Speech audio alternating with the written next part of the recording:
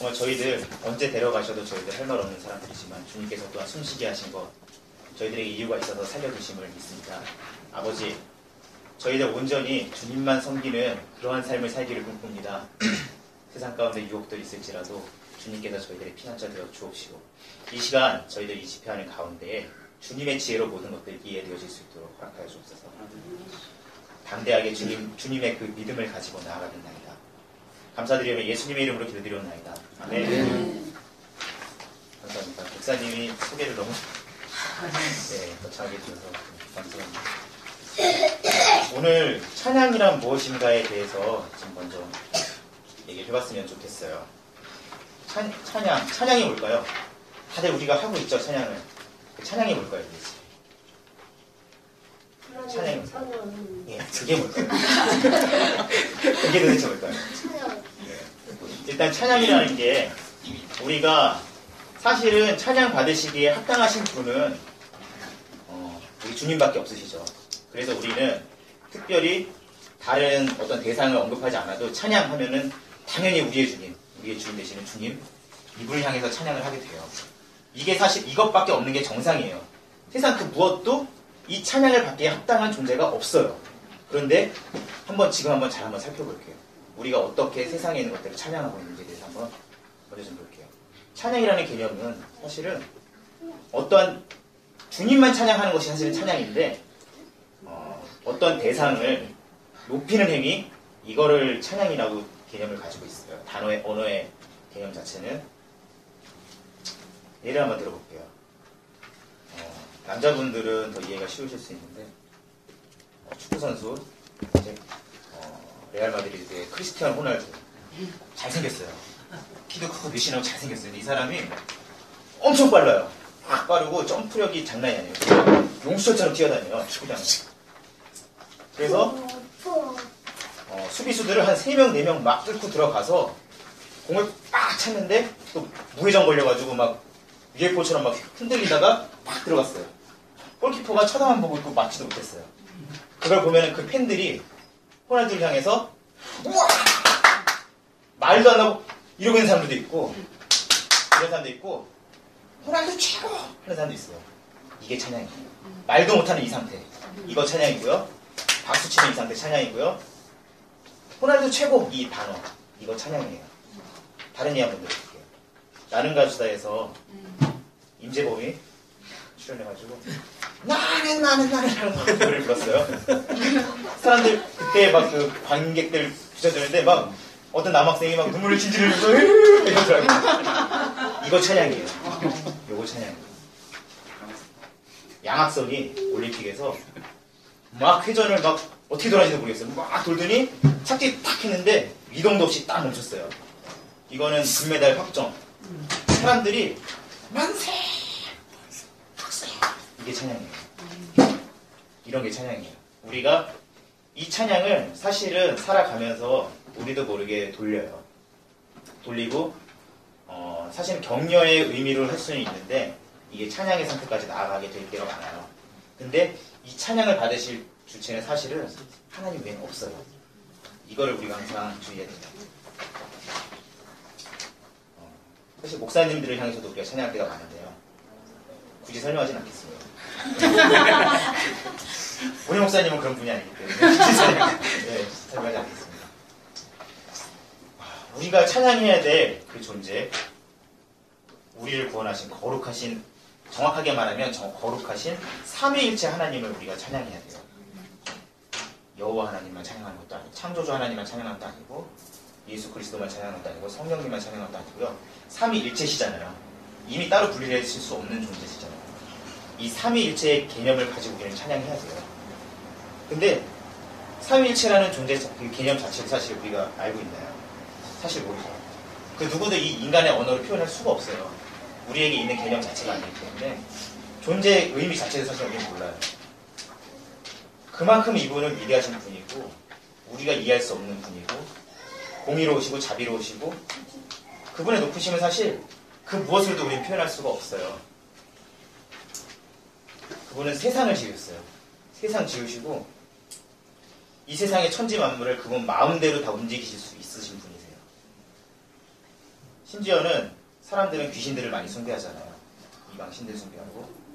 이런 존재들이, 이 귀신들이 없진 않죠. 있죠. 그리고 귀신들이 능력이 있어요. 귀신들도 천재지변도 일으킬 수 있고요. 사람 몸에 들어가서 그 사람을 조종할 수도 있어요. 근데 그런 존재들, 우리 그래서 인간들이 두려워 떠는 그 귀신들조차도 하나님의 허락 없이는 아무것도 할 수가 없어요.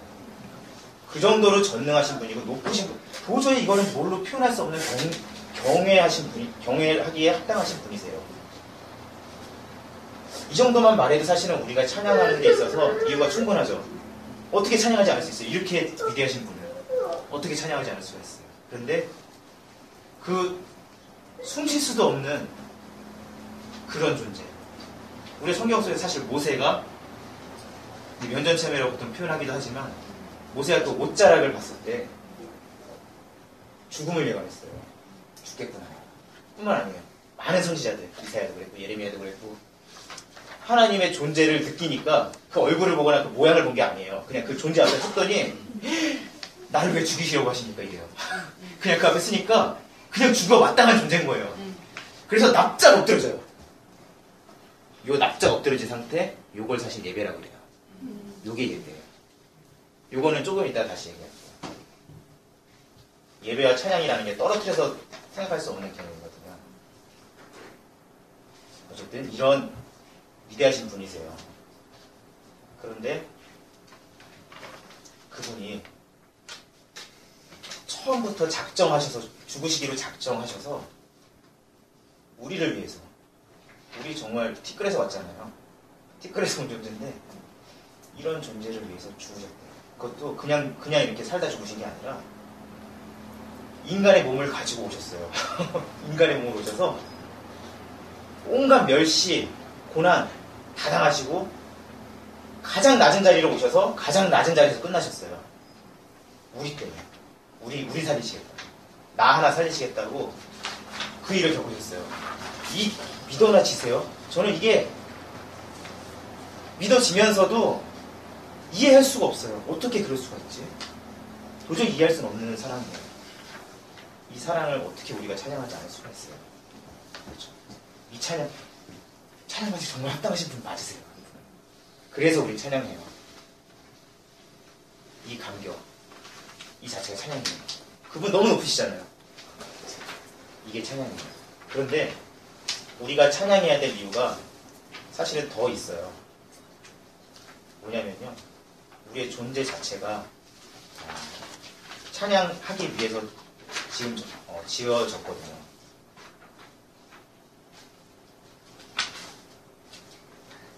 시편 150편. 이거 제가 읽겠습니다. 숨쉬는 사람마다 주님을 찬양하라. 할렐루야. 숨쉬는 사람마다, 호흡이 있는 자마다 주님 찬양하라. 숨 안 쉬는 사람 없잖아요, 지금. 그래서 숨을 쉬는 거는 찬양하라고 숨을 쉬고 있는 거예요. 찬양하라고. 우리 살려두신 이유가 주님 찬양하라고 살려두신 거예요. 이사야서 43장 21절 제가 한번 다시 읽어보겠습니다.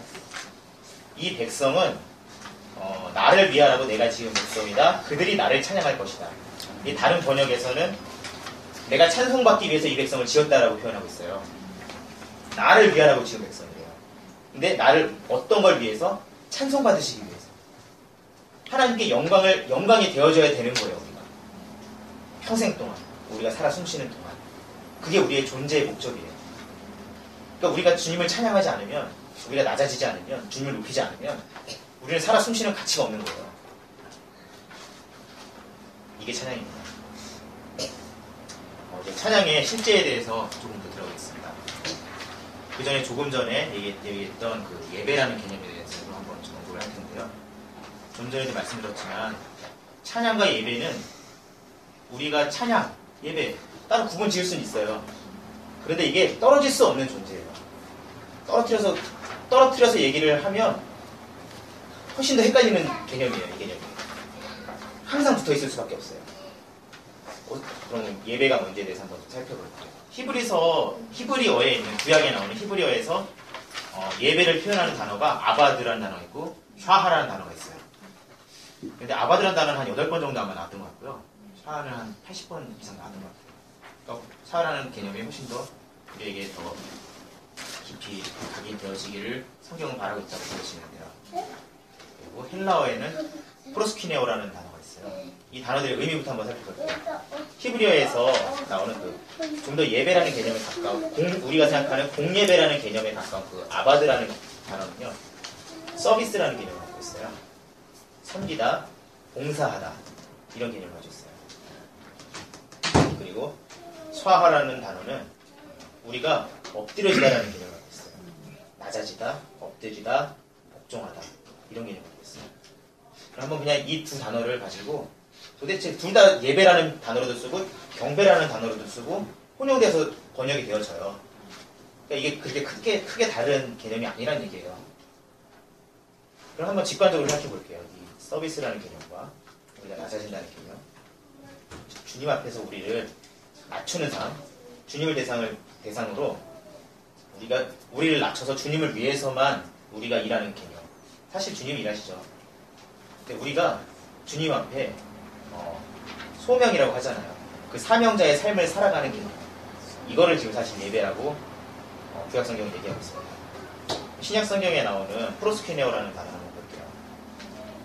이 프로스퀴네오는 프로스라는 단어랑 퀴네오라는 단어가 합쳐졌는데 프로스라는 단어는 어떤 대상을 얘기하고 있어요. 누구에게. 이런 개념을 가지고 있고요. 퀴네오는 키사다라는 개념을 갖고 있어요. 이게 그 당시에 사실 우리가 알고 있는 그 교회라는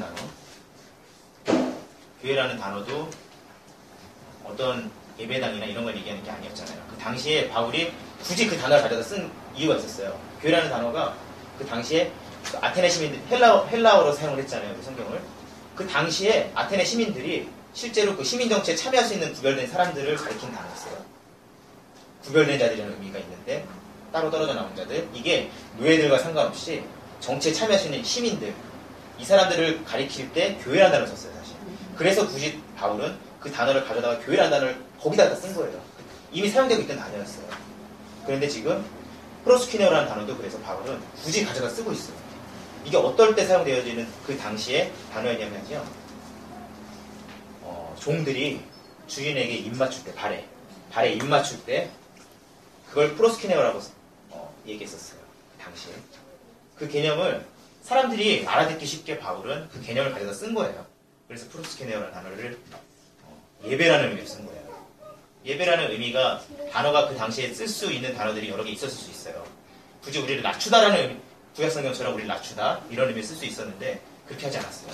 주인에게 입 맞추다라는 단어로 이미 통용되고 있던 걸 가져다 썼어요. 그러니까 그만큼 우리가 주님 앞에서 철저히 낮아지겠다는 의미를 예배로 가져온 거예요. 우리는 사실 우리 사랑하는 김인수 목사님의 수고를 통해서 삶 전체를 예배로 드리는 개념에 대해서 거의 이해하고 계시죠. 우리가 공예배만 예배가 아니고 우리의 삶이 예배가 되어야 되는 개념에 대해서 이해하고 계세요. 이해 안 하시고 계시나요? 네, 그걸 이제 그럼 차츰 김인수 목사님께 배워가는 거예요. 그래서 그래요. 우리가 우리의 삶 전체가 예배가 되어야 돼요. 예배 시간에만 예배가 아니에요. 우리의 삶이 예배가 되어야 돼요. 우리의 삶이 언제나 주님 앞에 철저히 낮아져야 되는 거예요.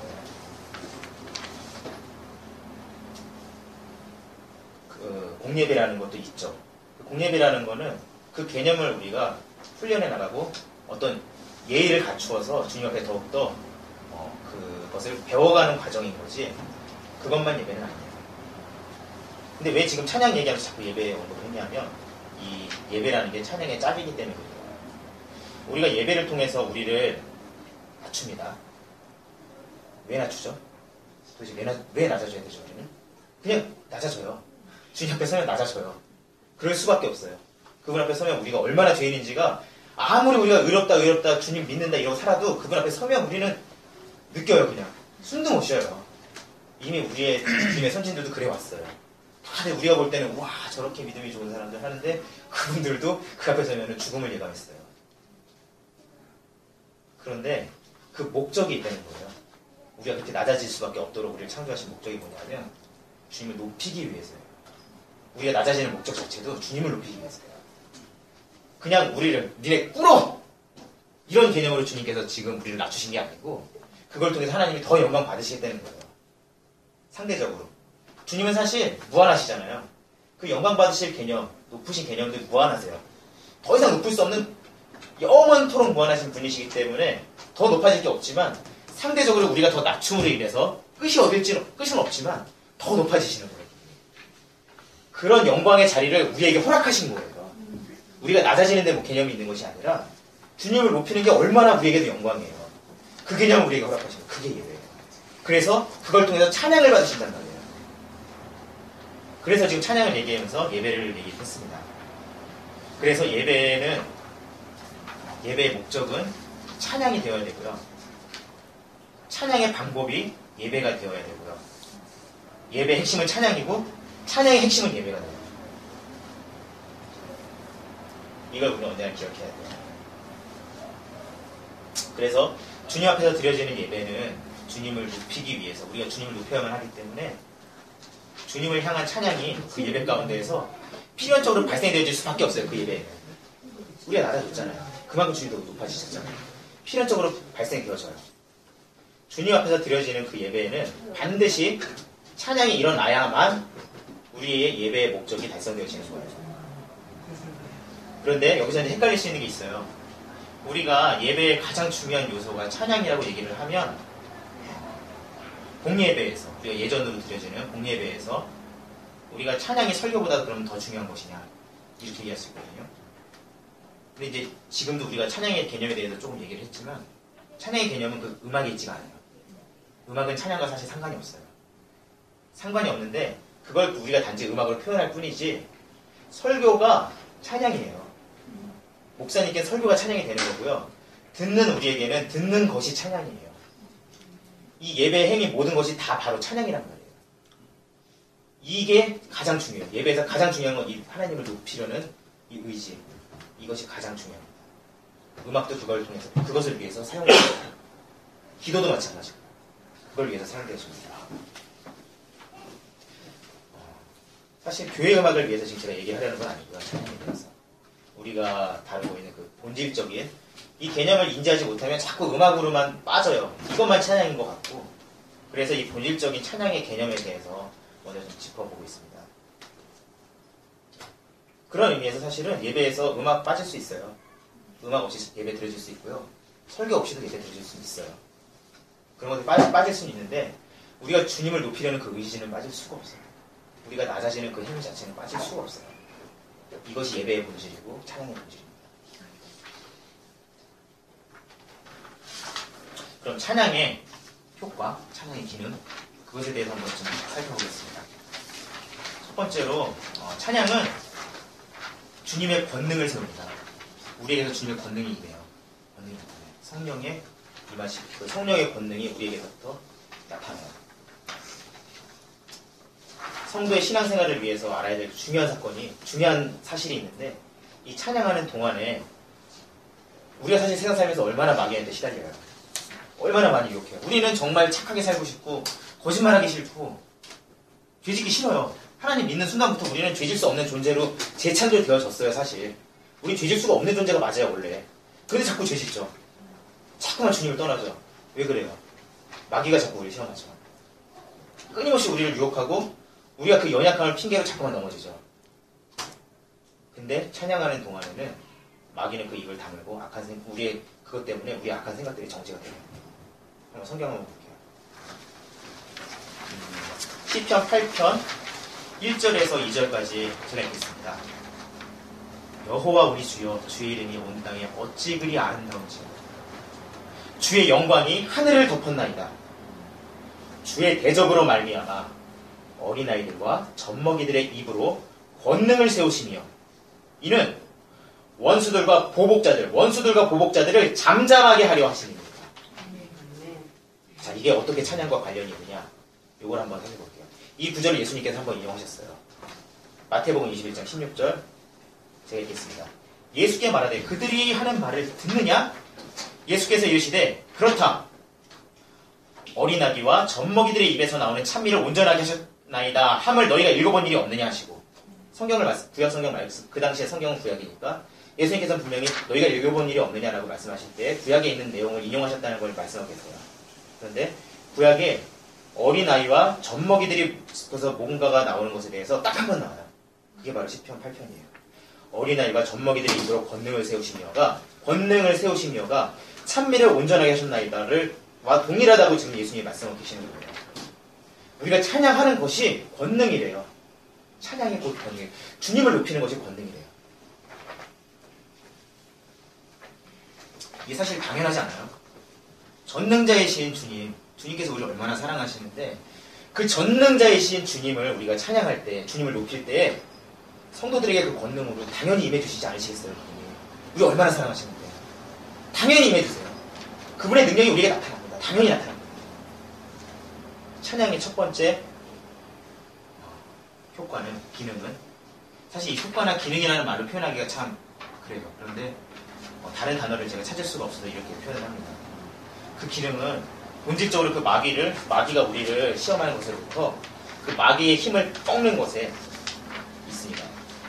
그래서 왜 어린아이와 젖먹이라고 했을까요? 가장 낮은 존재들이에요. 가장 힘없고 연약하고 낮은 존재들, 그들에게까지도 찬양을 심어주셨다는 거예요. 얼마나 놀라운 사랑이에요. 이것이 첫 번째입니다. 두 번째, 찬양의 효과를 보겠습니다. 찬양은 우리의 영에 못이 되어줍니다. 이것이 어떤 결과를 초래하는지 한번 보겠습니다. 이사야서 61장 3절 제가 한번 읽어보겠습니다. 시온에서 슬퍼하는 사람들에게 제 대신에 화관을 씌워주며 슬픔 대신에 기쁨의 기름을 발라주시며 괴로운 마음 대신에 찬송이 마음에 가득 차게 하셨다. 제 대신에 화관, 슬픔 대신에 기쁨의 기름 발라주셔서 괴로운 마음 대신에 찬송이 마음에 가득 차게 하셨대요. 찬송이 가득 차게 하셨대요. 괴로운 마음 대신에. 그리하여 사람들은 그들을 가리켜 의의 나무, 주님께서 스스로 영광을 나타내시려고 손수 심으신 나무라고 부른대요. 의의 나무. 주님께서 손수 심으신. 우리 믿는 성도들은 근심하게 하는 모든 병을 바로 지금 이 말씀에서 얘기하는 것처럼 찬송의 옷을 입음으로 담대히 물리칠 수가 있습니다. 우리의 영의 옷이 바로 그 역할을 합니다. 그것이 바로 찬송입니다. 세 번째 보겠습니다. 찬양은 성도들을 승리로 이끌어갑니다. 역대상 20장 15절을 먼저 읽겠습니다. 그가 이렇게 말하였다. 온 유다와 예루살렘에 사는 사람들과 여호사밧 임금님은 들으시기 바랍니다. 주님께서 여러분에게 말씀하십니다. 적군이 아무리 많다 하여도 너희들은 두려워하거나 겁내지 말아라. 이 전쟁은 너희가 하는 것이 아니라 나 하나님이 맡아 하는 것이다. 여호사밧 왕은 그 다음 구절 한번 더 읽고 얘기하겠습니다. 21절에서 22절까지 도착했겠습니다. 여호사밧은 백성들과 의논한 다음에 노래하는 사람들을 뽑아서 거룩한 예복을 입히고 군대 앞에서 행진하게 하였다. 그는 또 노래하는 사람들이 주님께 감사하여라 그의 인자하심이 영원하다 하면서 주님을 찬양하게 하였다. 노래하는 사람들이 그렇게 노래를 부르니 주님께서 국병을 시켜서 유다를 치러 온 암몬 자손, 모압 자손, 세일산에서 온 사람들을 치게 하셔서 그들을 대파하셨다. 그렇게 노래를 부르니 노래하는 사람들이 그렇게 주님 찬양하니까 그들을 대파하셨대요. 이들 전쟁 안 했어요. 그냥 노래만 불렀더니 주님께서 국병을 시켜서 유다를 치러 온 이 암몬 자손, 모압 자손, 세일산에서 온 이 사람들을 치셨대요. 유다 왕국이 모압, 암몬, 세일산의 적들로부터 연합해서 침공당했을 때 여호사밧 왕은 근심할 수밖에 없었습니다. 저들이 워낙 강했기 때문에, 연합군이었기 때문에 근심할 수밖에 없었습니다. 그러나 하나님께서는 단지 우리에게 나가서 어떻게 싸우라를 말씀하신 것이 아니라 단지 우리에게 나가서 찬양해라, 나를 노래해라 이 말씀을 하셨어요. 그래서 유다의 찬양대들이 주님을 노래할 때 노래만 했어요. 노래. 이 사건이 사실 여리고성을 무너뜨릴 때에도 있죠. 그들이 소리쳐요. 싸우지 않았어요. 주님을 찬양하니까 주님께서 우리 대신 싸우시고 우리에게 승리를 주셨어요. 우리가 잘 아는 가스펠 가사도 사실 이거 지원하고 있죠. 그분의 신앙생활에 대해서는 잠시 적어두고요. 세상의 유혹 시험이 내게 몰려올 때에 나의 힘으로 그것들 모두 이길 수 없네. 거대한 폭풍 가운데 위축된 나의 영혼 어찌할 바를 몰라 헤매이고 있을 때 주를 찬양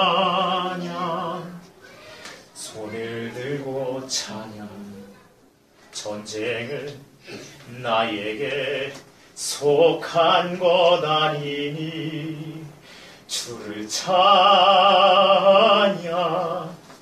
손을 들고 찬양 전쟁은 하나님께 속한 것이 전쟁은 주님께 속한 것입니다. 우리의 도움이 주님을 찬양하는 그리고 그 찬양이 우리를 승리하는 삶으로 이끌어줍니다. 우리가 지금 전쟁 상황에 있는 것이 우리가 지금 북한과 싸우고 있는 상황이 아니죠. 그런데 우리가 전쟁 상황이 있어요. 마귀와 전쟁 상황이 있어요. 이 상황 속에서 주님께서 우리가 주님을 찬양하는 동안에 주님께서 주님의 권능으로 승리를 이끌어주십니다. 이것이 찬양의 세 번째 기능입니다. 찬양의 네 번째 살펴보겠습니다. 찬양은 우리에게 주님의 계시를 내려주시고 주님의 계시를 또한 알게 보여주십니다. 다윗의 군대에는 아삽과 여두둔과 헤만이라는 음악가들을 가지고 있었어요. 다윗의 군대가 가지고 있는 것이 찬양대였어요. 그들의 지도자들이 교음악 지도자들이 바로 아삽과 여두둔과 헤만이었어요. 성경은 이들을 뭐라고 표현하냐면요, 이들이 음악을 주관하는 자들이라고만 말씀하고 있는 것이 아니라 이들을 향해서 선견자요, 예언하는 자를 얘기하고 있어요.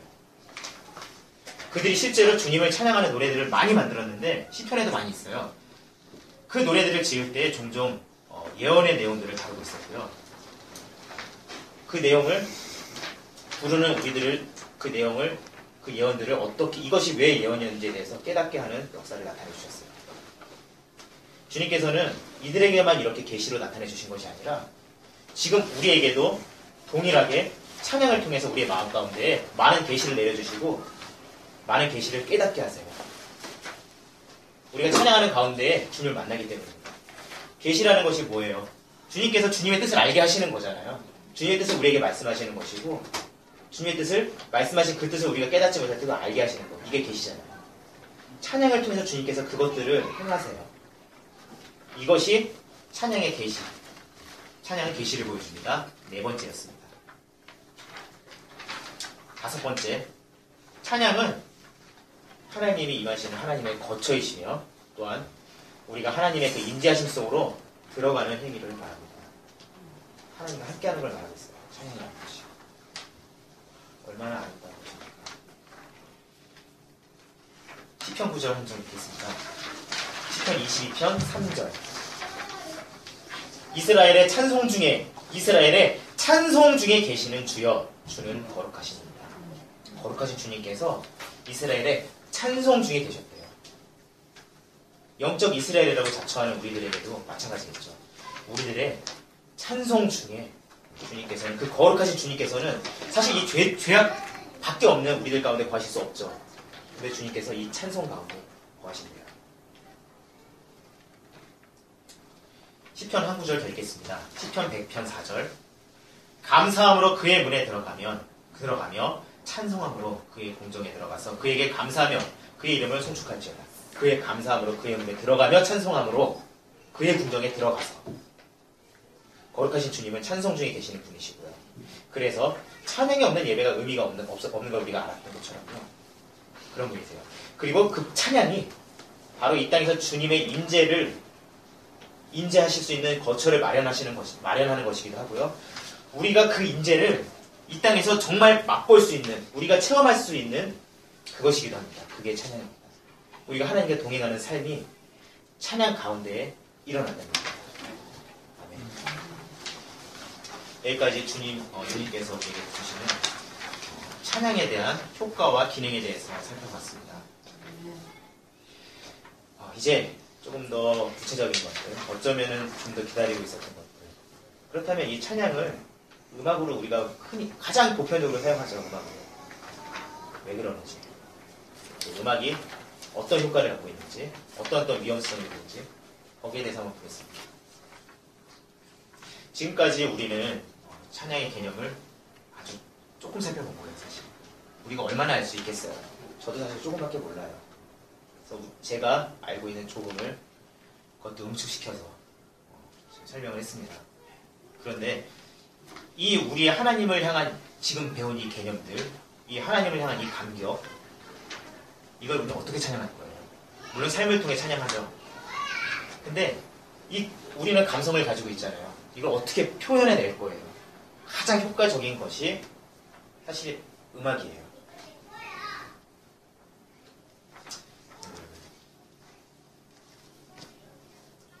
다 물론 표현할 수 있어요. 춤으로도 표현할 수 있고요. 설교로 표현할 수 있고 모든 걸 표현할 수 있어요. 그런데 왜 제가 이 시간에 음악에 대해서 좀 더 얘기하고 싶은지 됐습니다. 제가 정말 사랑하는 믿음의 선배님 히포의 어거스틴으로 영어로 어거스틴 다들 아시죠? 그분은 이 찬양의 개념을 알고 계신 분이었는데 찬양의 핵심 3요소 중에 노래를 포함시키고 있어요. 노래, 특히 가사가 있는 음악, 노래를 포함시키고 있어요. 그리고 교회음악에 사실 빼놓을 수 없는 분이 한 분 계시는데 저는 바흐나 핸델을 말하고 싶지 않습니다. 이분들은 사실은 세속음악가예요. 이분들은 교회음악 곡도 작곡을 하셨지만 이분들은 세속음악가예요. 정말 교회음악에서 빼놓을 수 없는 분은 종교개혁 3인방 중에 가장 음악을 사랑하셨던 목사님이 계셨어요. 바로 마틴 루터입니다. 이분은 음악을 정말 사랑하셨고요. 음악적 업적도 가장 많이 남기신 분이에요. 그래서 이분은 교회음악을 찬양의 방법으로 가장 적극적으로 장려하신 분이었어요. 이분이 쓰신 편지를 하나 제가 지금 읽어드리겠습니다.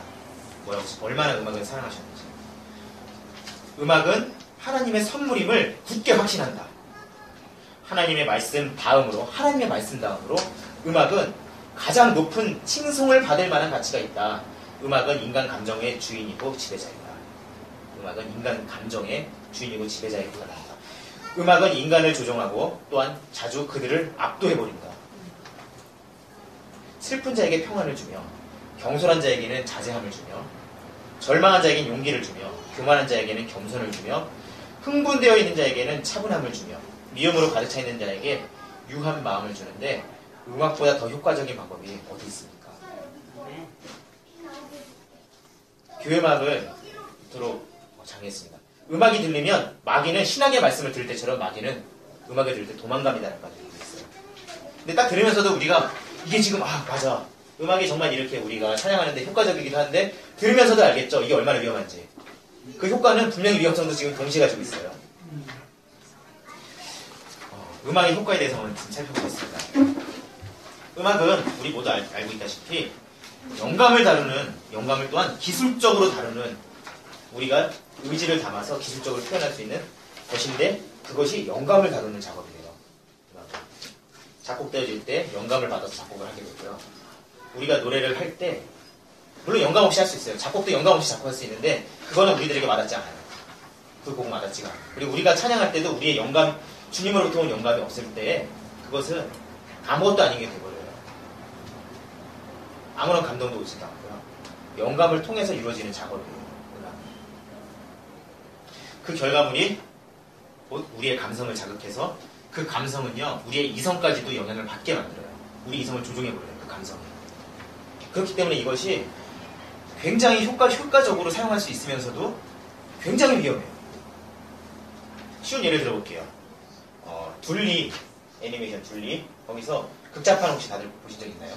예전에 나왔던 건데 거기 보면 그 마이콜이 그 외계 거기 잡혀가요. 외계에 갔다가 거기서 잡혀가는데 잡혀가서 거기서 죽게 돼요. 다 사형 선고 받았어요. 고길동도 사형 선고 다 사형 선고 받았는데 마이콜이 죽기 전에 너무 서럽게 노래를 불러요. 막 아이고 하면서 무슨 창 비슷하게 무슨 트롯 같은 거 뭐 하나 불렀어요 그때. 그렇게 노래를 하니까 거기 있는 병사들 다 눈물 흘리고 그 대장이 박수를 막 치면서 쟤 살려줘라. 쟤 살려줘. 쟤는 죽이지 마. 얘는 다 죽어도 되는데 쟤 살려줘. 사람들이 다 쟤 살려줘야 돼. 이거예요. 이거. 제가 좀 극단적인 예를 들긴 했어요. 이게 바로 이성이 감성이 어떻게 지배당하는지를 지금 보여주고 있어요. 우리의 삶 가운데 이런 일 없어요? 정말 많아요. 정말 많아요. 이게 정말 잘못 사용될 때 교육학과들도 이거 굉장히 악용해요. 돈 뜯어내는데 주로 악용 많이 하죠. 근데 너무 효과적이에요, 거기에도. 왜냐면 감성을 자극해버리니까 이 사람들은 저 사람은 진짜라고 생각해요. 저 사람은 진짜라고 생각해. 내 감정이 분명히 성령님은 나를 저 사람은 진짜라고 말해주고 있다고 착각을 해요. 근데 이 생각은 혼에 속해 있죠, 혼. 우리의 생각이에요. 영이 혼을 지배하지만 그 영이 어디서부터 왔나는 우리는 사실 구분하기가 너무 어려워요. 그래서 우리는 성경이 필요한 거잖아요. 성경을 통해서 우리는 구분할 수밖에 없어요. 그런데 그 노래에 감동해서 저놈은 진짜야! 저놈은 진짜야! 이렇게 생각해요. 이렇게 우리가 위험성도 동시에 가지고 있어요. 그만큼 효과적이에요. 그래서 보겠습니다. 이 음악을 가지고 우리에게 어떤 유익을 우리의 신앙생활에, 우리의 찬양에 어떤 유익을 줄 수 있는지. 첫 번째는 우리의 신앙심을 정말 효과적으로 고치시켜 줄 수가 있어요. 정말 효과적으로. 우리가 막 어떤 사람들 그렇게 얘기하잖아요. 은혜 받았다고 그러잖아요. 그냥 뭐 아무것도 아닌데 가서 그냥 찬양하고 와서 은혜 받았다고 그러잖아요. 그만큼 우리의 신앙심을 그리고 그날 은혜 받은 날은요. 술 마시는 사람도 술도 잘 안 마셔요. 그날은 안 마셔요. 딴 날은 마셔요. 그날은 잘 안 마셔요. 그날은 왠지 담배 필 때도 좀 꺼려져요. 아, 이건 오늘은 안 될 것 같아요. 이렇게 우리 신앙심을 일단은 고치시켜줘요. 감정을 자극해서. 그래서 그 순간만이라도 하나님과 정말 우리가 온 마음 다해서 교제할 수 있는 장을 만들어줘요. 그 찬양이라는 것이. 음악이라는 것이. 그리고 둘째로 교육의 목적을 가진 메시지를 그 음악에 담아서요. 아직 연약한 자들을 효과적으로 양육할 수가 있어요. 대표적으로 교회 학교에서 우리가 많은 찬양을 사용하잖아요. 뭐 성경의 순서를 가르쳐주기 위해서 찬양을 쓰기도 하고요. 여러 가지가 있어요. 그리고 우리의 복음의 내용을 좀 더 쉽게 담아서 가르쳐주기도 하고요. 이것이 노래로 전해질 때 아이들은 훨씬 더 쉽게 이해해요. 훨씬 더 쉽게 이해하고 그 어른들도 사실 마찬가지예요. 어른들도 다르지가 않아요. 그 부분에 대해서 훨씬 더 효과적인 면이 교육에 있어요. 교육적인 면에서. 그렇게 사용될 수 있어요. 그리고 세 번째로는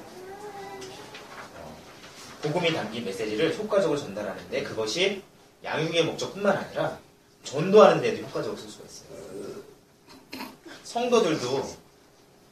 성도들도 이 감성의 지배를 받는데 세상 사람들이라고 뭐 얼마나 그 사람들은 뭐 무슨 용거리 성격이었어요. 그 사람들 더 받아요. 감정의 지배.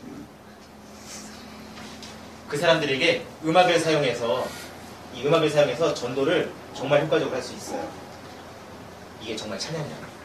정말 효과적인 메시지를 담고 있는 진짜 찬양이라면 그 사람들을 변화시킬 수 있어요. 그런데 어떤 면이 위험할까요? 이미 다 짐작들 많이 되셨을 것 같아요. 이렇게 좋은 도구로만 사용되는 건 아니에요. 사실 음악이 우리가 이제 사단을 가리켜서 루시퍼가 음악하는 천사장이었다고 우리가 알고 있고요. 음악을 이 세상에 최초로 도입한 사람은 가인의 후예들이었어요. 유발이었어요. 그들에게서 먼저 나왔어요. 근데 이게 정말 이게 하나님을 찬양하는 데만 쓰였을까? 절대 아니잖아요. 성경에서도 이미 하나님을 찬양하는 데 쓰이기 이전에 지들의 쾌락을 위해서 먼저 쓰였어요. 역사적으로 성경을 봐도 그렇고 그냥 인간의 역사 속에서도 그랬어요. 이방 신들, 그리스 신들 찬양하는 데 먼저 쓰였고요. 하나님 찬양하는 것보다 애국 신들 찬양하는 데 먼저 쓰였고 그랬어요. 이게 어떻게 위험하게 되는지 한번 살펴보겠습니다. 사실 마틴 루터 목사님도 이 음악의 세속화에 대해서 모르고 계셨던 분이 아니었어요. 당연히 그렇겠죠. 지금 우리도 그냥 그분이 음악이 이렇게 효과적입니다라는 표현 속에서 이거 되게 위험하다고 느껴지는데 이분 모르셨겠어요. 이분도 알았어요. 이분이 어떻게 경고하고 있는지 또 그 같은 편지 속에 제가 한번 읽어드리겠습니다. 당신, 내 젊은 자연과 예술의 이 아름다운 선물을 예술의 아름다운 선물을 음악을 가리키고 있어요. 호언장담하는 인간적인 사랑으로 팔아넘기는 비뚤어진 마음을 피하도록 특별히 주의하십시오. 자연과 예술의 사랑스러운 선물을 자신들의 음탕한 고음으로 남용하는 자들을 피하기 위해 특별히 조심하십시오. 이렇게 경고하고 있었어요. 마틴 루터는. 인간적인 사랑, 음탕한 고성, 그걸로 남용하지 마라. 지금 이 시대의 음악을 말하고 있는 것 같지 않아요, 정말? 정확하게 맞아떨어지죠? 인간적인 사랑을 말하고 있고요. 하나님의 사랑 아니잖아요. 다 세상 사랑하라고 얘기하고 있고요. 우리들의 그 쾌락, 우리들의 음악적인 짜릿함, 이걸 위해서 음악들이 사용되어지고 있죠. 이거는 꼭 가요에만 국한되는 게 아니에요. 클래식 음악도 마찬가지예요. 그럼 좀 더 구체적으로 우리가 음악으로 어떻게 미혹되는지 한번 보겠습니다. 첫 번째로는요, 세상을 사랑하라고 부추기는 메시지를 품은 음악을 가지고 우리의 영혼을 미혹당합니다. 이 효과적인 음악이라는 도구를 가지고 세상을 사랑하라는 메시지를 담았어요. 이게 세상을 사랑하라 하면은 세상도 좀 사랑할 수 있지 않나? 이런 생각이 들죠? 절대 그럴 수가 없어요. 성경은 그렇게 얘기하고 있지 않아요. 세상 사랑하면 안 돼요. 하나님만 사랑할 수 있어요, 우리는. 그런데 그 세상을 사랑하라는 얘기가 되게 교묘한 거예요, 그만큼. 세상을 사랑하라는 메시지를 그 음악 속에 담아서 우리를 유혹합니다. 이게 대놓고 사단을 찬양하는 가사도 정말 많아요. 팝송 중에도 많고요. 락 음악은 정말 많고요. 가요 중에도 많죠, 사실. 저는 제 유학 중에 알게 됐던 노래 중에 그 루시퍼, 정말 깜짝 놀랐었어요. 어떻게 이렇게 대놓고 가사가 이럴 수 있나.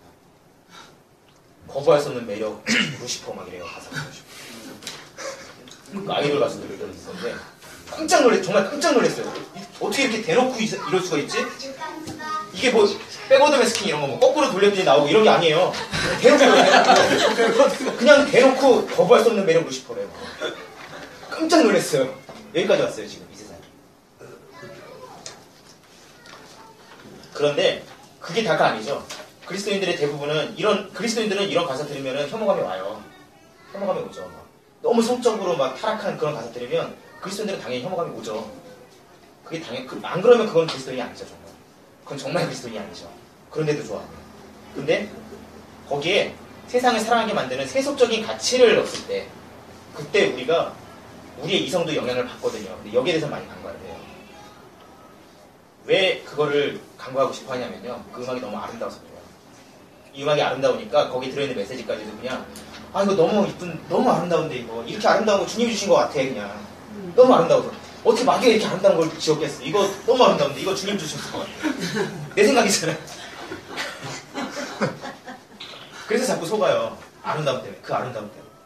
지금 제가 여기서 정말 세속적인 가사 담아서 멋있게 노래 부르면 그거 정지하고 싶겠어요? 하기 싫을 거예요. 우리가 가수들, 세속 가수들 노래 잘하잖아요, 다들. 그거 보면서 그 사람들 팬이 되잖아요. 그 사람들 정지하고 싶지 않아요. 그 사람들한테 고민하고 싶지 않아요. 나와 이런 사람들도 다 사실 마찬가지거든요. 그 사람들 찬양도 해요. 근데 어떻게 한 입으로 찬양과 세상의 사랑을 같이 나올 수가 없어요. 근데 그렇게 하죠. 그런데 그거에 대해서 우리들이 그럴 리가 없어. 자꾸 이런 마음 들어가요. 왜냐하면 그 음악이 너무 아름다워요. 그래서 속아요. 아름다움 때문에. 그런데 이 아름다움 때문에 우리가 무절제해지고 우리가 분별하지 못할 때 어떤 일들이 일어났는지 성경에서 볼게요. 창세기 6장 2절 먼저 좀 읽겠습니다. 하나님의 아들들이 사람의 딸들의 아름다움을 보고 저마다 자기 마음에 드는 여자를 아내로 삼았다. 아름다움. 하나님의 아들들이 사람의 딸들이 아름다운 거. 이게 지금 여기 사실 굉장히 논란이 많은 구절이긴 해요. 근데 그 새끼로는 빠지지 않겠습니다. 하나님의 아들이 누구냐, 이게 뭐 누구냐, 이거는 지금 생각하지 맙시다, 우리. 중요한 건 하나님의 아들들은 그게 누구냐를 떠나서 하나님의 아들이라는 단어가 전통적으로 사람의 딸들이라는 하나님과 사람, 이 대조적인 개념을 가지고 있고요. 아들과 딸이라는 대조적인 개념이 성경이 가리키는 개념이 있잖아요. 아들이라는 개념의 이 긍정적인 개념과 딸이라는 개념의 부정적인 개념, 하나님이라는 개념의 긍정적인 개념과 사람이라는 개념의 긍정적인 개념, 부정적인 개념, 이걸 지금 대조시켜서 어쨌든 얘기를 하고 있어요. 하나님의 아들들이 그 긍정 플러스 긍정의 하나님의 아들들이 부정 플러스 부정인 사람의 딸들을 마음대로 결혼을 했는데 그 이유가 아름다움 때문이에요. 하나님께 합당하지 않은 거죠. 이거. 그런데 그 하나님이 합당하지 않은 행동을 아름다움 때문에 즐겼을 때 어떤 일들이 결과가 등장하는지 4절을 한번 제가 보겠습니다. 그 무렵에 그 후에도 얼마 동안 땅 위에는 네피림이라고 하는 거인족이 있었다. 그들은 하나님의 아들들과 사람의 딸들 사이에 태어난 자식들이었다. 네피림이 이 합당치 않은 행위를 통해 나타난 자식들이었어요. 그런데 그들은 옛날에 있던 용사들로서 유명한 사람들이었다. 용사로서 유명한 사람들이었다. 자, 이 네피림이 이게 거인이다 말 이것도 일단은 지우겠습니다. 그들이 구체적으로 뭐였는지는 상관없이 성경은 그들을 유명한 사람들이래요. 유명한 사람들, 세상에서 유명한 사람들이고 그들을 용사래요. 이 용사라는 단어가 어디서 처음 나왔냐면요. 그 전에 바벨론을 짓던 니무롯을 가리킬 때 용사라는 단어가 나와요. 이건 그들이 세속적으로 강한 능력을 가진 하나님을 대적하는 자들이라는 표현을 할 때 용사라는 단어가 계속 나와요. 네피림이라는 단어도 사실 그 개념 갖고 있어요. 사실 네피림이라는 단어 자체도. 그리고 그들이 명성을 가진 자들이었대요. 명성. 하나님께 합당한 위치의 자들이, 원래는 하나님께 합당한 위치가 되는 자들이, 우리들이 아름다움 때문에 하나님께 합당치 않은 것을 즐기게 될 때 거기에는 하나님을 대적하는 강한 능력과 하나님을 대적하는 강한 능력과 사람들은 와, 이 사람 힘 있다라고 얘기하게 되겠죠. 그 능력이 나타나고요. 세속적인 명성이 나타나요. 그 사람들에게. 그러니까 세상에서 정말 높임받고 싶은 사람들은요. 이거 하면 돼요. 이거 하면 됩니다. 그 사람들에게 그 능력이 나타난대요. 성경에. 근데 우리에겐 정말 치명적이죠. 정말 치명적이죠. 근데 우리가 계속 성령의 인도하심 때문에 불편함이 있어요. 살면서 그런 것들 아름다움을 쫓아갈 때 마냥 좋진 않아요. 뭔가 찜찜함은 남아있는데 그랬는데도 자꾸 순종치 못하는 거예요. 근데 기왕이면 순종하는 게 낫지 않겠어요? 네, 기왕이면 순종하는 게 낫죠. 안 그러면 힘들어요. 이게 뭐 지옥 가고 안 가고 문제가 아니라 정말 힘들어요. 어떻게 그러고 계속 살 거예요? 그렇게 찜찜함 가지고 어떻게 계속 살 거예요? 믿음으로 행하지 아니하는 모든 것을 성경은 죄라고 하고 있는데 우리 그거 믿음으로 하고 있는 거 맞아요? 우리가 착한 일하는 것조차도 믿음으로 하지 않는 건 죄예요. 근데 그 찜찜한 거 정말 믿음으로 하고 있는 게 맞아요? 아니죠? 절대 아니죠. 우린 믿음으로 우리의 능력을 저버리는 행위예요. 그것이 바로.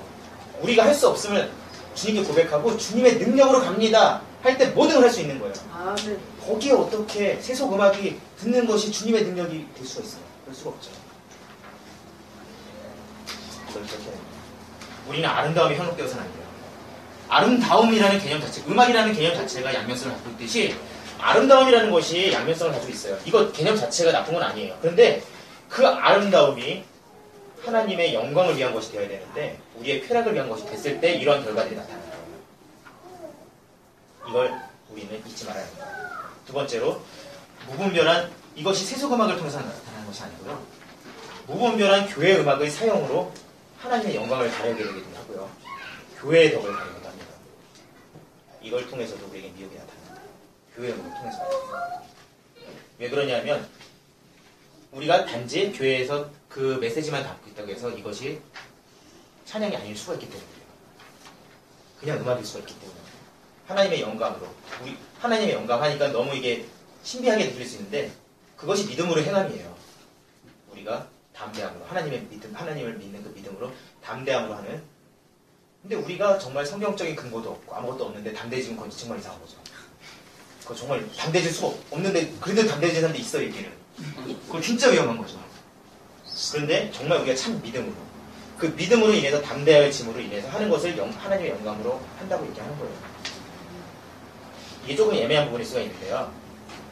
찬양은 사실 전통적으로 교음악이라는 것 자체가 예배용 음악이 있었고요. 교음악이라는 것 자체가. 예배용이 있었고 연주용이 있었어요. 그럼 연주용은 뭔가 찬양 아닐 것 같죠? 근데 둘 다 존재했어요, 분명히. 이 예배용은 미사곡에 주로 사용되고, 미사하니까 꼭 카톨릭만 사용했을 것 같잖아요. 그렇지 않아요. 미사라는 것이 개신교에서도 초반에 사용을 많이 했어요. 지금 우리는 사용하고 있지 않지만 루터 같은 경우는 카톨릭에 있는 그 장점들은 다 가져다 쓰려고 했거든요. 예전도 좋은 거 가져다 쓰려고 했고, 그렇기 때문에 그 미사곡도 많이 쓰여졌어요. 바흐는 미사곡 많이 썼어요. 개신교 개념에 미사곡도 많이 썼고요. 이런 예배용 음악들이 있었는데 우리에게서도 우리가 예배 중에 사용하는 음악들이 있잖아요. 그런 것들이 이제 예배용 음악이 되겠죠. 근데 그거를 우리가 도대체 예배 중에 어떤 음악을 사용해야 될지 잘 몰라요. 그래서 이제 문제가 되긴 하는데 그걸 예배 음악이라고 합니다. 예배 음악. 그리고 연주용 음악은 이것도 찬양이에요.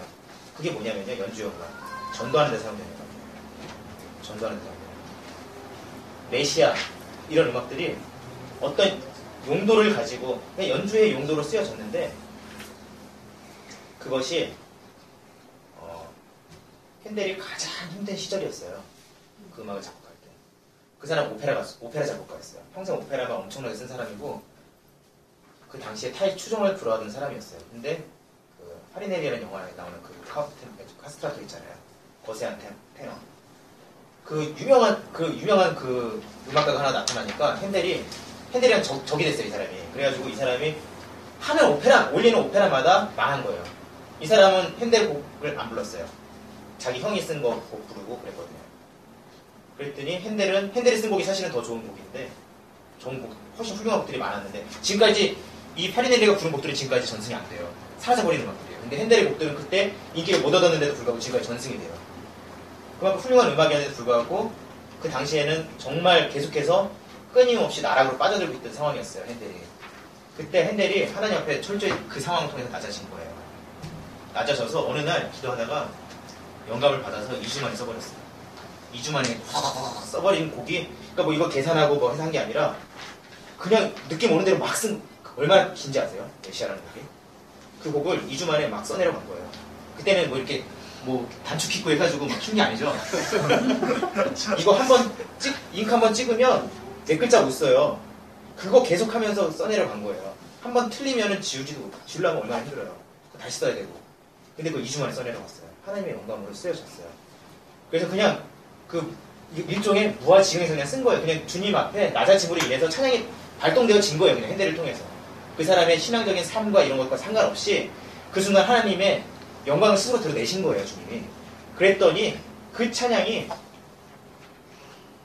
무대에서 연주되었을 때 그 당시 영국 국왕이 일어나서 박수를 쳤어요. 일어나서 기립박수. 그 당시까지 음악에 기립박수라는 역사가 없었어요. 근데 한 나라의 왕이, 그것도 영국의 왕이에요.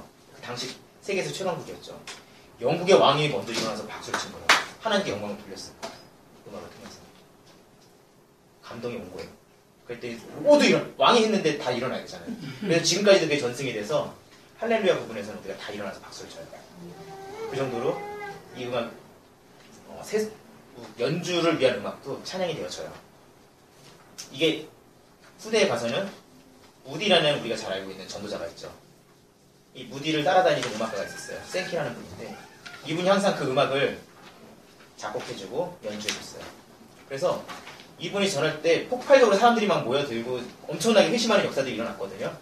거기에 아주 효과적으로 적절하게 사용된 게 생키 음악들이었어요. 이렇게 사용되어져요. 전도를 위해서. 이렇게 구분이 되어지는데 교음악은 사실 그 용도에 따라서 담고 있는 그 메시지도 사실은 다르고요. 표현하는 분위기도 사실 많이 달라요.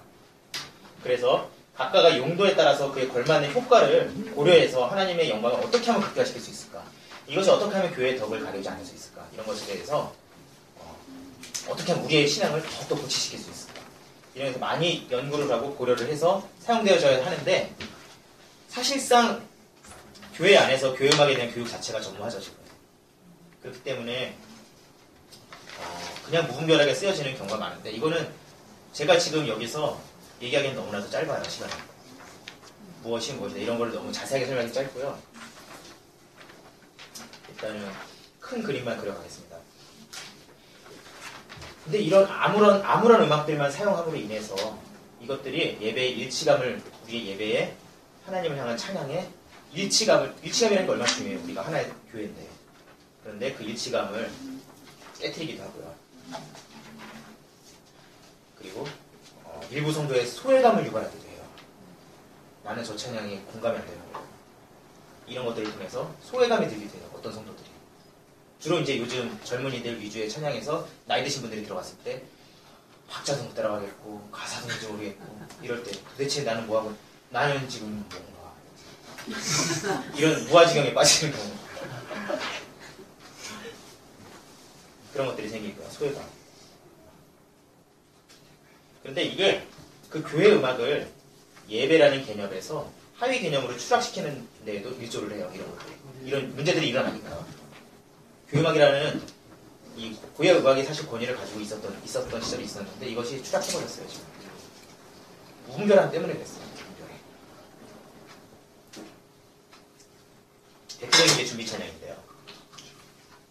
뭐냐면 준비 찬양 자체가 예배예요. 이게 예배와 따로 별개로 자 사람들 모이는 동안에 우리끼리 그냥 좀 놉시다. 이게 아니에요. 절대로 아니에요. 절대 아니에요. 여기부터 예배 시작이에요. 주님 찬양하는 거예요. 그때. 근데 보면은 준비 찬양하는 동안에 사람들 우르르 이렇게 들어오잖아요. 다. 사실 말이 안 되는 개념이긴 하죠. 예배 왜 늦어요? 그거부터 말이 안 되죠. 사실은. 이제 그런 거를 지금 다루기는 쉽진 않고요. 준비 찬양이라는 이 잘못된 개념 때문에 이게 굉장히 큰 자 음악은 이런 거야 그냥. 이 공예배에서 음악이라는 거는 저 밑에 좀 미천한 거야. 같은 하나의 예전 중에 하나예요. 찬양은 음악의 교회 음악은 예전 중에 한 가지인데 이게 추락해버렸어요. 물론 우리 교회는 지금 그렇진 않은 것 같아요. 그런데 많은 큰 교회들이 특히 그렇게 돼버렸어요. 그래도 감사한 거는 이런 문제점들을 지적하는 일이 이미 10여 년 전부터 등장하기 시작했고요. 그런 것들이 많이 개선되어지고 있어요. 지금 실제로. 그럼에도 불구하고 아직도 예배 시간에 많은 사람들이 지각을 하죠. 준비 찬양 시간 못 맞춰요. 지각해요. 그리고 예배를 위한 긴장감이 설교 시간, 기도하는 시간에 비해서 준비 찬양하는 시간에 그 긴장감이 달라요. 이런 것들이 문제예요. 너무 안일하게 생각해요. 준비 찬양이라는 개념 때문에. 빼야 돼요. 준비 빼야 돼요. 그냥 찬양이에요. 이것도 예배의 시작이에요. 물론 우리 교회 얘기하는 건 아닙니다. 그러나 우리에게도 언제 그 미혹이 들어올지 어떻게 알아요? 마귀가 더 열심을 내는 사람들한테 당연히 더 미혹을 하지 않겠어요? 그러니까 우리는 늘 깨어서 분별해야겠습니다. 나쁜 교회음악의 예를 몇 가지만 들어볼게요. 첫째로 성경적인 근거가 없는 메시지를 담았거나 CCM이라고 하지만 상업적인 음반 판매에 급급한 CCM들이 있어요. 유행을 따라가는. 사실 CCM이라는 말 자체가 그거죠. 컨템포러리 크리스천 뮤직이잖아요. 이 시대의 음악이라고 하는 거죠. 유행을 따라가고 있다. 이게 나쁜 건 아닌데 이걸 통해서 얼마든지 전도에 효과적으로 쓸 수 있죠. 그런데 CCM이라는 개념을 썼기 때문에 이게 좀 많이 문제가 된 것 같아요. 이 시대에 뭔가 우리가 지금 세상을 따라가고 있다는 느낌을 줘요. 이 이름 자체가. 그래서 그냥 이런 CCM이라는 구별 안 짓고 그냥 찬양이라고 했으면 좋겠어요. 이것도 찬양? 우리에겐 찬양밖에 없어요. 물론 학문적인 용도를 위해서 구분되어질 수는 있지만 CCM이라는 말은 저는 없어졌으면 좋겠어요. 이러한 곡들이 잘못된 음악들이 대중매체나 인터넷을 통해서는 특히 더 많이 쏟아져 나올 수밖에 없어요. 상업적으로 만들었기 때문에 당연히 상업적으로 효과를 내겠죠. 상업적으로 만들었으니까 처음부터. 그런 영감을 구했고 이 사람들은. 그 영감을 만들어줬으니까 당연히 상업적인 효과를 내기 위해서 더 광고도 할 거고 인터넷이나 이런 것들에서 무분별하게 막 쏟아져 나오죠. 그럼 사람들은 그거를 먼저 듣게 되는 거죠. 당연히. 이게 교회음악이 지금 이 교회 안에 교회음악의 교육이라는 것이 전무한데도 불구하고 여기에 막 무차별적으로 쏟아져 들어온 게 사실이에요. 그래서 많은 우리에게 위협이 있죠. 두 번째를 보겠습니다. 같은 비슷한 개념인데 교회 음악이 유행을 따라가려고 하는 거예요. 교회 음악이. 하나님을 찬양하는 데 먼저 초점을 두고 그 하나님의 영광으로부터 순수하게 나오는 것이 아니라 지금 세상의 흐름이 이러하다. 여기에서 먼저 기인하는 거예요. 물론 우리가 하나님의 영감을 받아서 모든 음악들이 창조되어질 수 있어요. 하나님의 영감을 통해서 좀 더 클래식한 곡들이 나올 수도 있고요. 하나님의 영감을 통해서 좀 더 힙합적인 곡들 이런 것들이 나올 수는 있어요. 있는데 우리의 마음의 중심이 어때야 하냐는 거예요. 그 곡을 쓸 때 이 세속적인 흐름을 먼저 내가 개념을 가지고 이 곡이 나왔는가, 아니면 정말 하나님만 의지했는데 이 곡이 나왔, 하나님께서 더욱더 효과적으로 사용하시기 위해서 그 곡을 주시는 건가. 이 마음의 중심이 훨씬 중요해요. 근데 그것들이 자꾸 무분별하게 그거는 사실은 하나님께 내가 순종하고 하나님의 힘을 의지한 것이 아니고 세속적으로 지금 세상을 향해서 이 음악이 나아가는데 이게 훨씬 효과적인데 내가 판단한 거잖아요. 내 지식을 의지한 거예요. 하나님의 능력을 의지한 것이 아니라. 그러니까 내가 높아진 거예요. 예배도 아니고 찬양도 아니에요. 그런데 그 찬양이 지금 언급한 것처럼 유행을 따라서 막 흔들려버려요. 이럴 때는 이런 음악들 막 쏟아져 나오고 저럴 때는 저런 음악 쏟아져 나와요. 그러면 이 찬양이 흔들리는데 그 예배는 흔들리지 않겠어요? 이게 짝인데 서로 떨어질 수 없는 좀 관계예요. 근데 이게 예배 자체도 흔들리지 않겠습니까?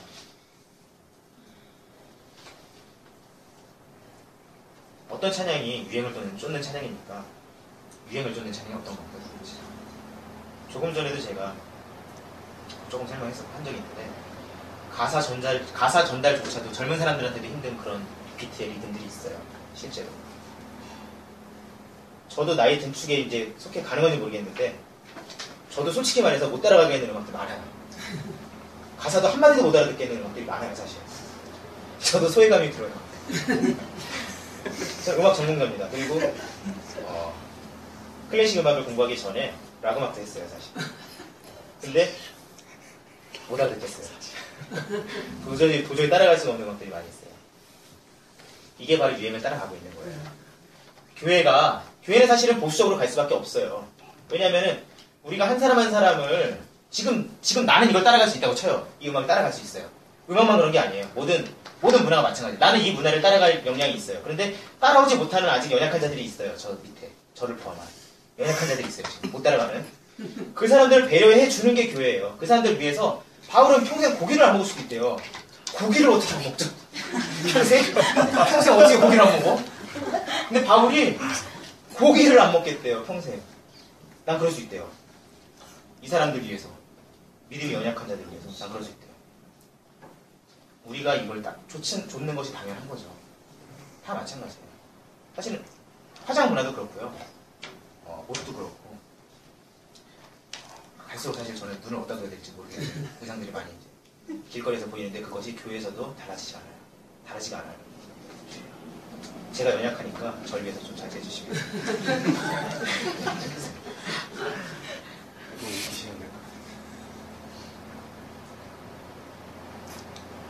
네, 이렇게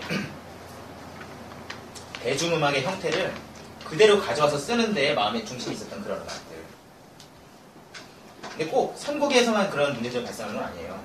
선곡은 좋은 곡을 선곡을 했다고 쳐요. 그런데 그 곡들이 2차 가공이 되어지죠. 찬양 부르는 사람들을 통해서 2차 가공이 되어져요. 처음에 곡은 쓰여졌어요. 근데 그 곡이 얼마든지 편곡되어질 수가 있고요. 그 곡을 연주하는 사람들은 편곡의 의도와도 상관없이 또 자기의 영감으로 불러요.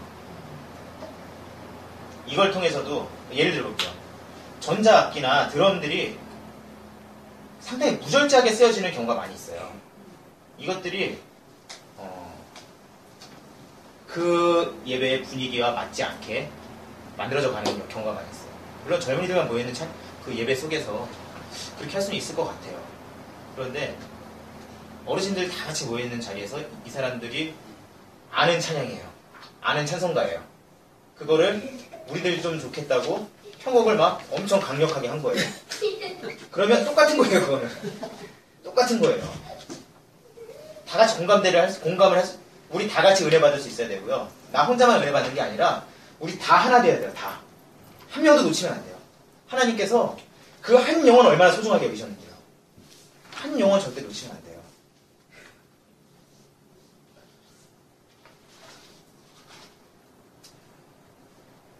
자, 이제 교회에서 음악을 사용하는 방법에 대해서 좀 더 구체적으로 얘기해보도록 하겠습니다. 교회 음악을 우리가 어떻게 사용할 수 있을까요? 도대체 어떻게 하면 분별할 수 있고 어떻게 하면 좋은 음악을 우리가 불러낼 수 있을까요? 첫째로 가장 중요한 게 있어요. 경건생활이에요. 경건생활. 경건생활을 통한 영성의 준비가 없이는요 할 수가 없어요. 왜냐면요 곡을 쓰는 사람들도 작곡자들도 영감으로 곡을 써요. 이 곡은 하나님의 영감을 통해서 올 수도 있고요 귀신의 영감을 통해서 올 수도 있어요. 그런데 우리가 경건생활을 하는 동안에는 귀신이 틈탈 수가 없겠죠. 하나님만 의지하고 있는 동안에 하나님의 영감을 통해서 쓰여져야 하겠죠. 그래서 경건해야만 돼요. 우리가 우리의 삶 가운데 경건함이라는 것이 나타나지 않는데, 우리의 순종함이 나타나지 않는데 좋은 곡이 나왔어요. 저 같으면 되게 무서울 것 같아요. 이거 도대체 어디서 나왔을까? 난 지금 막 살았는데 요즘에 난 솔직히 넘어졌는데 요즘에 좀 나쁜 짓 많이 하고 사는 것 같은데 좋은 곡이 나왔어요. 너무 아름다운 곡이. 사람들 다 좋대. 이거 뭐지? 되게 무서울 것 같아요. 저 같으면. 경건해야 돼요. 근데 작곡자만 그런 게 아니에요. 연주자도 마찬가지예요. 이 곡이 2차 가공된다고 그랬죠? 재창조가 되어져요. 이 사람도 마찬가지죠. 내가 요즘에 막 살았어요. 그랬는데 막 살았는데 어느 날 찬양 인도를 했고 찬양을 불렀더니 사람들이 은혜 받았어요.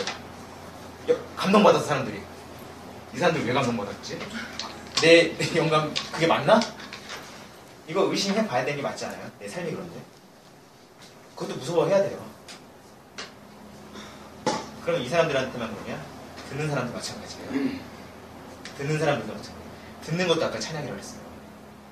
들음을 통해서 우리가 같이 입술을 열어서 노래하지 않더라도요. 이게 더 큰 의미의 찬양이에요. 영으로 노래하거든요. 영으로 노래하고 있거든요. 영으로. 하나님은 영이시니 너희가 영으로 노래하라 그랬어요. 그것이 우리가 찬양을 듣는 동안에 나타난단 말이에요. 노래하는 동안에도 분명히 나타나지만 듣는 동안에도 나타나요. 근데 이 사람들이 이 앞에 가정을 줄게요. 참남한 영감을 받은 곡이 참남한 영감을 받은 찬양 사역자를 통해서 나왔어요. 그걸 통해서 이 사람이 은혜 받았어요. 근데 은혜 받은 내가 요즘 삶이 말이 아니에요. 근데 감동했어. 이게 과연 그냥 은혜이기만 할까요? 은혜일 수도 있어요. 은혜일 수는 있는데 확신할 수 있어요? 못하겠죠. 이 담대함, 우리가 믿음으로 행하기 위한 담대함. 우리는 언제나 믿음으로 행하지 아니하는 모든 것 죄라 그랬죠. 믿음으로 이 담대하게 찬양하기 위해서 우리의 경건생활은 필수입니다. 이렇게 막 그냥 죄 좀 짓고 살아갈 수 없어요. 절대로. 거기에는 찬양이라는 것이 나오진 않고요. 예배라는 것이 존재하지 않아요. 경건생활이라는 건 첫 번째예요. 가장 중요한 것이 될 수 있습니다. 우리의 실제적으로 우리가 의식적으로 느낄 수 있는 가장 첫 번째가 경건생활입니다. 이것이 예배를 위한, 찬양을 위한 우리의 영성을 준비하는 바로 찬양을 어떻게 사용하는지에 대한 첫 번째 해답입니다. 두 번째, 우리가 주님께 드려지는 것이기 때문에 정성껏 준비해야 됩니다. 사실 경건생활 하다 보면 정성껏 준비할 수밖에 없을 거예요. 그렇지만 또 속을 수도 있어요. 나 경건하게 살았다고 속을 수도 있어요. 정말 우리는 열심히 준비해야 돼요. 찬양하기 위해서. 어떻게 준비할 수 있을까요? 작곡하는 사람들은 정말 기도도 더 열심히 해야 되고 음악 공부도 더 열심히 해야 될 거고요. 좋은 목소리 위해서. 찬양하는 사람들도 목소리도 더 많이 아껴야 될 거고 당연히 경건생활 해야 될 거고요. 듣는 님들도 마찬가지죠. 이것이 적당히 그냥 세상에서 그냥 이렇게 그냥 찌들어 살다가 와서 그냥 찬양할 수 있는 게 아니란 얘기예요. 준비되어져야 되는 얘기예요. 최선을 다해서 가장 좋은 것으로 우리가 드릴 수 있는 가장 좋은 상태로 이 교회음악이 사용되어져야 돼요. 말라기서에서 그렇게 얘기하고 있죠. 너희들이 저는 눈먼 거 막 가졌다고 하잖아요. 하나님께서 그거 니네 총독한테 가져가 봐라. 그러시죠. 걔네 그거 가져오면 죽어요. 장난하냐 니네 지금. 이런 거 가져왔어요. 난 눈먼 거? 총독이 당연히 그러지 않겠어요? 근데 그거 하나님께 드렸어요. 이 사람들. 근데 그거 하나님께서 화내시잖아요. 우리 찬양할 때 최선의 걸 드려야죠. 눈먼 거 찬양 드릴 수 있겠어요? 절름절름하는 찬양 드릴 수 있겠어요? 물론 우리가 완전하지 못하기 때문에 우리의 능력이 없기 때문에 찬양 가운데 좀 가사도 쓸 수도 있을 수는 있죠. 그런데 그러지 않기 위해서 우리가 최선을 다하는 마음은 당연히 있어야겠죠. 우리가 음악 연습도 할 수밖에 없어요. 지금 우리는 찬양대가 없죠, 따로. 찬양대는 최선을 다해서 연습할 수밖에 없겠죠. 반주자들은 반주 연습을 열심히 할 수밖에 없을 거고요. 이 준비 과정은 하나님께 최선의 것을 드리기 위한 찬양을 드리는 두 번째 방법입니다. 세 번째로는요, 우리가 앞서 언급했던 것처럼 용도에 맞는 음악을 사용해야 됩니다. 좀 더 구체적으로 예를 들어볼게요. 공예배에는요, 이거는 제 개인적인 어떤 결과물이기도 한데요. 공예배에는 사실 간증의 내용을 담고 있는 찬양들도 많이 있고요. 그런데 그런 내용보다는 사실은 주님을 높이는 내용이나 주님의 선포의 내용을 담고 있는 것들, 이런 것들이 사실은 공예배는 더 유익한 것 같아요. 공감하기도 더 좋고요. 예배의 어떤 경건함을 유지하기에도 더 유익한 것 같아요. 그런 음악들이 더 좋은 것 같고요. 그것들을 통해서 실제로 그런 것들을 통해서 많이 분위기 자체도 정돈이 되어지고 경건한 어떤 느낌이 들잖아요. 지금 우리 뭔가 경건하다는 느낌도 들잖아요. 그걸 통해서 우리의 감정이 고치되고요. 그런 음악들이 사용되어야 된다는 것 같고요. 예배에 참여한 이 모든 이들이 공감할 수 있는, 함께 즐거워, 함께 기뻐할 수 있는, 함께 이해하고 함께 부를 수 있는 그런 보수적인 음악들이 유익할 것 같아요. 그러나 전도를 목적으로 한 연주회나 집회에서는 간증의 내용은 얼마든지 담고 있을 수 있죠. 사실 그것이 더 효과적이에요. 간증의 내용들이. 왜냐면 내가 그냥 성경에 있는 얘기 그냥 갖다가 그대로 얘기를 하는 것보다 내가 만난 주님을 얘기를 해야 저 사람들이 더 쉽게 알아들을 수 있을 거 아니에요.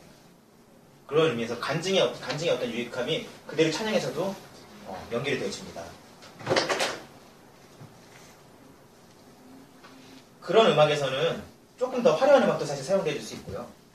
교회 안에서는 막 너무 화려하게 하면은 따라하지도 못하겠고 어렵잖아요.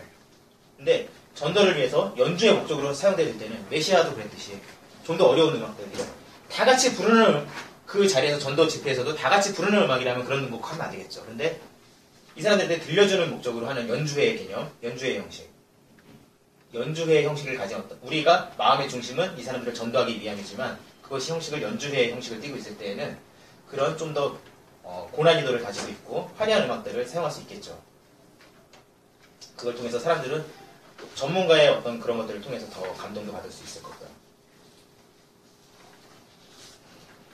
조금 더 구체적으로 예를 한번 들어볼까요? 찬양 중에, 남미 찬양 중에 편곡에 대한 예를 좀 한번 좀 들어볼게요. 남미 찬양 중에 제가 좋아하는 찬양이 하나 있어요. 오소서 주리 나의 마음을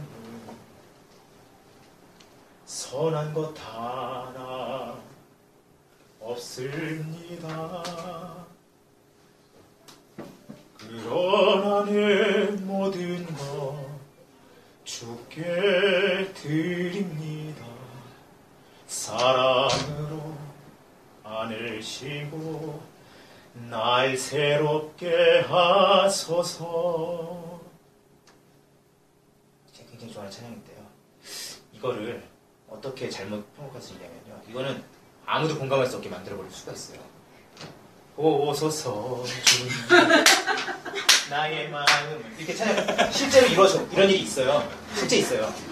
이 가사가 도저히 와 닿습니까 도대체? 이럴 수 있어요. 도저히 내 마음이 이렇게 선한 게 하나도 없는데 아싸 나 선한 거 하나도 없어요? 아싸 이게 가능해요? 불가능하죠. 그거는 지금 이 좋은 가사를 음악을 통해서 역설로 만들어버려요. 나 이렇게 내 마음에 선한 거 하나도 없어가지고 이렇게 좋아요. 막 이런 느낌이에요. 이런 위험이 있어요. 이런 위험. 사실 음악이 또 하나 제가 한번 이건 이제 또 다른 얘기인데 음악이 중립성을 가지고 있다는 거 하나 또 예를 들어볼게요. 제가 지금 어떤 시를 하나 읽겠습니다. 여기에서 한번 느껴보세요. 이게 무슨 내용일까 한번 고민해보세요. 미술하는 영화 빼고 알아들을 것 같아요. Il Signore è il mio pastore, nulla mi manca, nulla mi manca. Egli mi fa riposare. 네, 여기까지만 할게요. 무슨 느낌 나세요? 오죠. 예? 올 것 같아요. 무슨 날 때? 뭐가 오세요? 뭐가 왔어요? 아니요. 어떤 느낌이 왔어요? 아니요. 전혀 모르겠죠? 자, 제가 여기다 곡조를 붙여볼게요. Il Signore è il mio pastore, nulla mi manca, nulla mi manca. 뭔지 알겠죠? 뭔지 알겠죠? 우리가 가사 몰라도요, 그것이 우리들에게 교육되어진 효과 때문에, 이거 원래 이태리에서 부르는 찬양 아니에요. 제가 그냥 번역한 거예요. 거기서 제가 몇 번 연주했었거든요. 음악은 이렇게 사용될 수가 있어요. 얼마든지.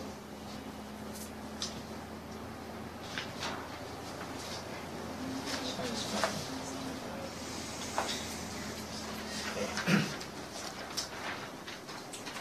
마무리를 지도하겠습니다. 시간이 많이 흘러가서.